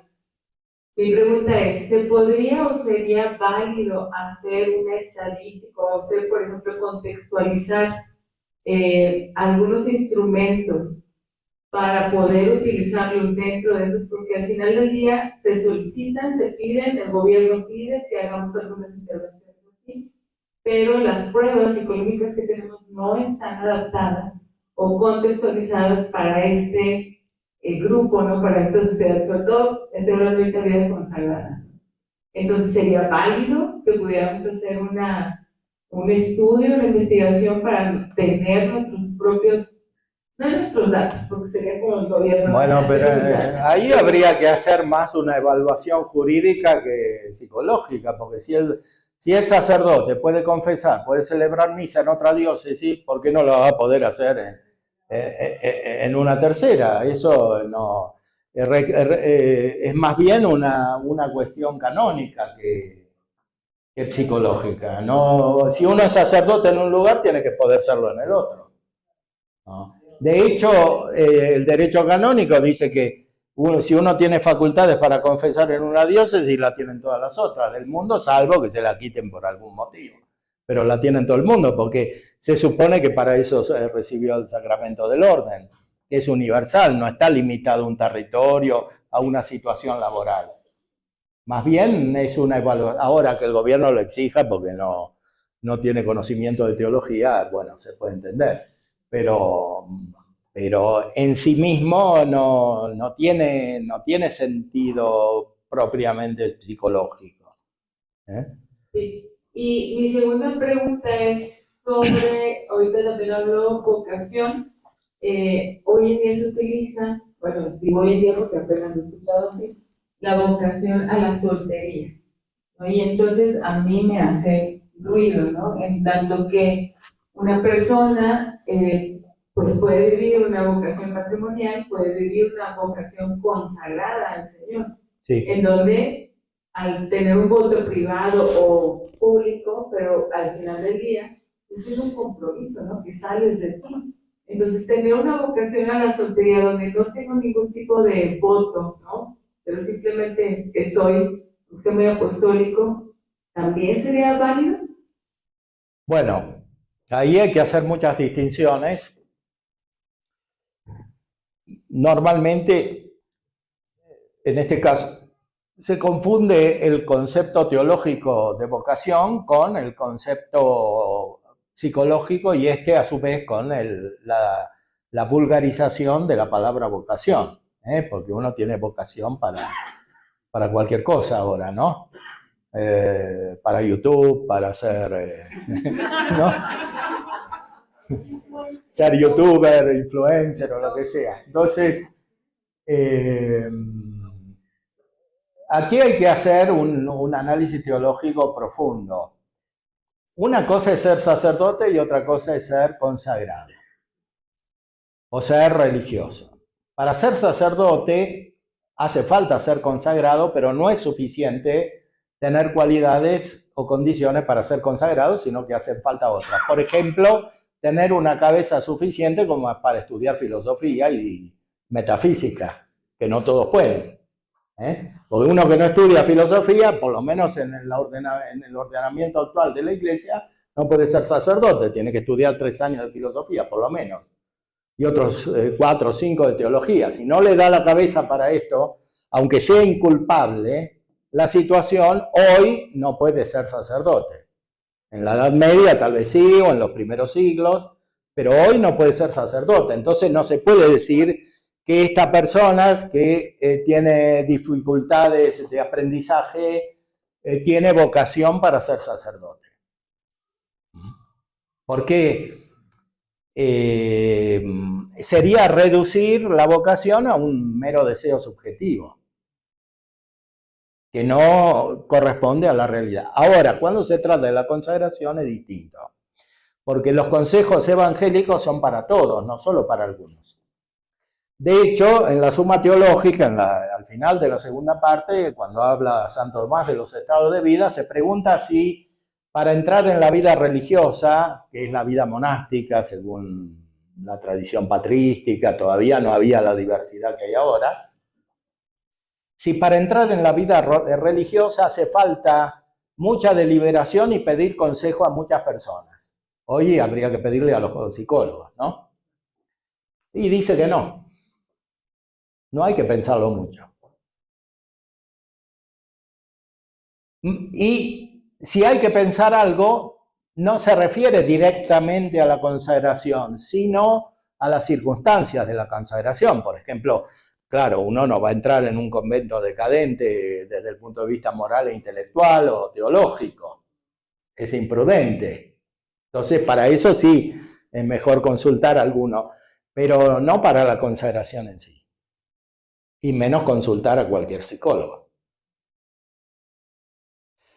Porque normalmente se producirá una confusión que aleja más del Evangelio de lo que puede ayudar. Porque los consejos de Cristo son para todos, no para algunos. Entonces, para consagrarse a Dios lo que hace falta es simplemente quererlo. No condiciones especiales. Por eso Santo Tomás, poniendo ejemplos extremos, habla de un papa que dijo que uno que había matado a la madre lo tenían que recibir en un convento, en un monasterio. Claro, hoy no lo recibirían porque le hacen todos los test y sale cualquier cosa. Pero bueno, esto indica que lo principal es la acción de la gracia en una persona que quiere seguir a Cristo, más allá de lo que él entiende y de las circunstancias. Entonces todos se pueden consagrar a Dios. Claro, si están casados no se pueden consagrar en la castidad perfecta porque ya tienen otra condición que es inmutable, por lo menos mientras vivan los dos. Entonces, claro, hay personas que se consagraron porque fueron viudas, hay santas así, Santa Rita de Casia, que tenía un marido tremendo y tenía un montón de hijos, y bueno, hubo una vida compleja, pero bueno, después se hizo monja y fue santa. Entonces, Santa Brígida también. Bueno, San Agustín no estaba casado, pero dice él que la unión era muy profunda. Bueno, se separó de su mujer, después vivió la castidad, etc. Entonces, propiamente hablando, no hay ningún límite a la consagración. Lo que sí puede haber límite prudencial según las circunstancias, ¿no? Porque, claro, uno que no soporta ver a un herido que le sale sangre no puede ir a una orden que se dedica a atender a los enfermos, ¿no? Una última pregunta. Hablando de vocación, los que hacen orientación vocacional saben que se miden tres cosas, o se miden entre comillas, se conocen, ¿no? Intereses, habilidades y aptitudes, que es lo que usted decía, que tiene que tener ciertas aptitudes. El problema es que las habilidades generalmente ya tiene algunas desarrolladas, pero en intereses, muchos chicos suelen manifestar, por ejemplo, que quieren ser músicos y en su vida han tocado ni la puerta, ¿no? Generalmente es una vocación que ya trae ciertas habilidades y cierta experiencia y todo eso. Esto, pues yo creo que también tendría que verse en una vocación de este tipo, ¿no? Yo tuve experiencia en algunas, pero me indicaban que era lo que había que hacer, ¿no? O lo que tenían que hacer, ¿no? Si se mide la capacidad intelectual, pues porque van a cursar una, dos o tres carreras y pues tienen que tener cierta capacidad para hacerlo, ¿no? Pero yo creo que sí, eso que decías de vocación en la soltería, pues como que está fundamental, ¿no? Habría que dar sus experiencias de vida, qué sé yo, ¿no? Pero creo que esta que se hace de medir habilidades, intereses y actitudes, pues es parte de una orientación vocacional. Bueno, ahí hay una noción restringida de orientación vocacional, o sea, se identifica vocación con esas habilidades, aptitudes, intereses. Ahora, hay que ver en qué contexto se consideran esos tres elementos, porque puede haber un defecto más fundamental que no se observa. Por ejemplo, en una persona que tiene, un joven que tiene mucha vida espiritual y que tiene un deseo profundo de unión con Cristo, analizando esos tres factores no va a aparecer ese deseo. Porque se sitúan en un nivel de la vida psíquica que es más exterior respecto del más profundo, más espiritual, en el cual actúa, por ejemplo, el deseo de la gracia, el deseo producido por la gracia de la consagración a Dios. Entonces, no se puede aplicar ese método observacional de manera universal. Siempre hay que considerar la situación real de la persona, del individuo, en su totalidad, considerando no solamente los elementos naturales o incluso algunos de los elementos naturales, sino la totalidad y sobre todo la capacidad sobrenatural que tiene esa persona o la realidad en acto, la perfección sobrenatural que tiene esa persona, y eso evidentemente escapa a cualquier observación, incluso del propio individuo, y más aún del psicólogo. Y eso no lo valoran digamos, vocacionero. Por supuesto que sí. El equipo Es lo que más se valora. Porque tiene que haber actitudes, tiene que haber el querer, seguir la vocación, pero tiene que haber signos más o menos claros del llamado. Por eso, atentos a lo que dice el padre antes. Hoy se le llama, acabo de decir, vocación a cualquier cosa. Estrictamente hablando, en la tradición de la Iglesia, la vocación es un llamado especial y específico de especial seguimiento de Jesús. Es decir, en el sacerdocio o en la vida consagrada. En un sentido un poco más amplio, hay una vocación universal a la santidad, que sobre todo fue reafirmada por el Concilio Vaticano II. En un sentido todavía mucho más amplio, hemos llevado un término que estaba consagrado para un especial seguimiento del Señor, por medio de los consejos evangélicos, los votos, ¿no? Y sobre todo el sacerdocio, y ahora llamamos vocación a cualquier vocación en cualquier profesión.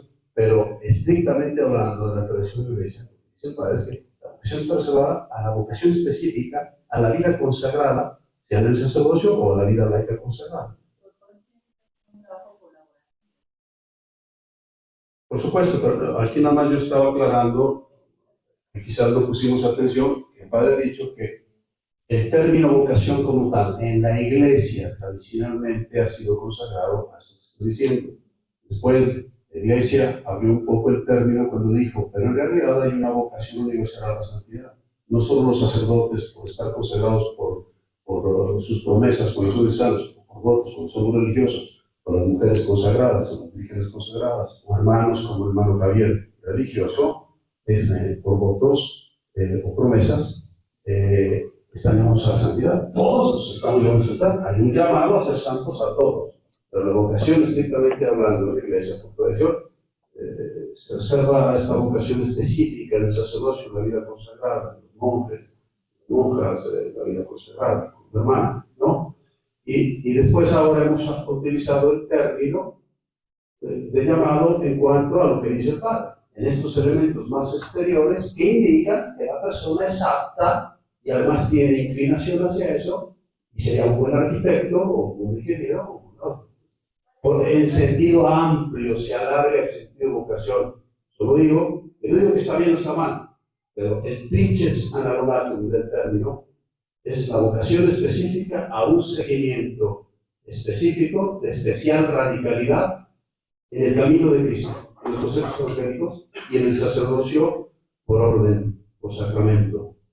Sí, el Concilio Vaticano II recupera el sentido original bíblico. En San Pablo aparece la palabra vocación, pero vocación es una para todos. Es lo que Dios hace, no lo que hace el hombre o lo que analiza en sí mismo, sino Dios que llama y produce así la iglesia. La palabra iglesia viene de eclesía, que es lo mismo que llamada o vocación, convocación. Eso es la iglesia. O sea, hay una vocación radical. En esa vocación radical hay una especial intensificación en la respuesta consagrada, porque la vida consagrada inmediatamente reacciona ante la llamada divina sin considerar otros aspectos naturales que eventualmente pueden distraer respecto de la llamada principal. Es evidente que la vida laical es más difícil que la vida consagrada en la búsqueda de la santidad. Es incomparablemente más difícil. Basta ver los millones de laicos cristianos que hay que, bueno, dejan la sociedad como la observamos. Entonces, no, es una cuestión experimental, porque el Evangelio es realista. ¿Mm? El Evangelio es realista. Es súper realista, más realista que Aristóteles y que la filosofía atomista. Es un conocimiento de las cosas como son.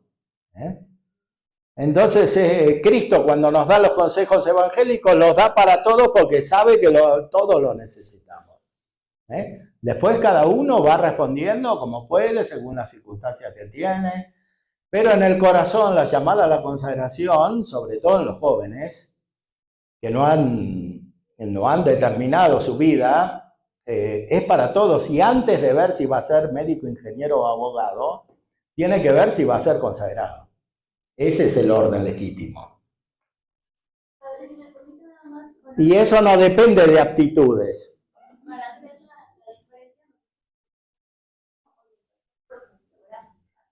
Que tiene que ver más con esta parte del no vocacional, ¿no? No todos. Yo fui secretario general de la NAVA y el departamento se llamaba Orientación Vocacional. Entonces, es bueno aclarar estas cosas. Y no es pecado usar el término vocación, porque en el fondo, hay una vocación específica de cada uno hacer como el hijo. Es la vocación que San Pablo dice. Todos somos llamados a ser hijos en el Hijo. No todos llegan a serlo, pero todos están llamados en el pensamiento de Dios a serlo. Hijos en el Hijo, que era una frase que le encantaba a San Juan Pablo II. Y siempre se refería a San Pablo. Bueno, vamos a tener un break. Bueno. ¿Quiere decir algo más? No, hay que recordar también una confusión respecto al matrimonio. El Papa Pío XII tiene una encíclica Sacra Virginitas, donde recuerda que es un dogma de fe, revelado, la superioridad del estado de vida consagrada respecto del matrimonio, porque hoy se lo considera como si fuera igual, o sea que cada uno elige lo que quiere. Esto no quiere decir que los casados no estén llamados a la santidad, que es la misma santidad para todos, y que no puedan ser más santos que los consagrados. De hecho, hay muchos casados que son mucho más santos que los consagrados, que a veces son pecadores. Esto es así. Pero lo que está diciendo la doctrina de la Iglesia es que como tipo de vida, como modo de vida, es más cercano al Evangelio, porque simplemente refleja las recomendaciones de Cristo como amigo de los hombres. Cuando Cristo da consejos, da recomendaciones como amigo, eso dice Santo Tomás, que son los consejos. O sea, recomendaciones amigables por el bien del amigo. Los consejos evangélicos nos los da Cristo como amigo, y Él es amigo de todos, porque quiere el bien de todos, por eso los da para todos, y todos pueden ser consagrados, no algunos. Como dice San Pablo, los que están casados, los que no están casados, mejor que no se casen. Y los que ya están, que se aguanten. O sea, viva la soltería. Bueno, vamos al break.